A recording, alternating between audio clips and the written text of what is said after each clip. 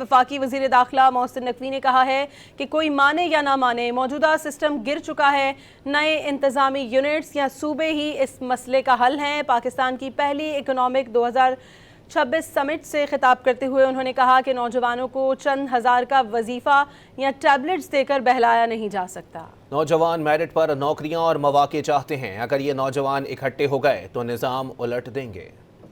یہ سسٹم جس کے اندر ہم رہ رہے ہیں یہ کولیپس کر چکا ہے، آپ مانے نہ مانے۔ وہ شخص جو 20 گھنٹے جا کے پاکستان کے لیے وہ نام لے کے آتے ہیں، میں ان کو بھی آج کہوں گا کہ یہ فائر فائٹنگ صرف فائر فائٹنگ ہے۔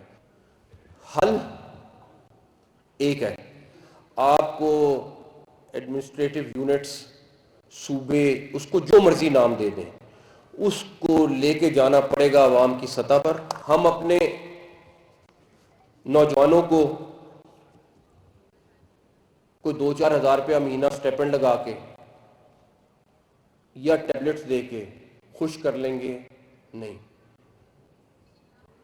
آپ ان سے پوچھیں تو صحیح ان کو چاہیے کیا ہے۔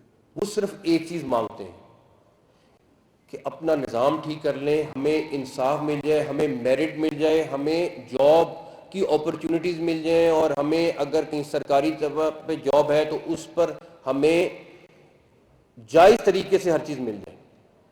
وہ ہم نہیں دے پاتے نوجوان کو۔ اب اس نوجوان کو آپ نوجوان کہیں، اس کو کاکروچ کہیں، اس کو جو مرضی چیز کہیں، لیکن میں ایک چیز سب کو بتاؤں گا، یہ کاکروچ اگر اکٹھا ہو گیا تو یہ ہر چیز کو الٹ سکتا ہے۔ اس کے لیے ضروری ہے ان کی خواہش اس سے پہلے کہ وہ ظاہر کریں، ہمیں پوری کرنی چاہیے۔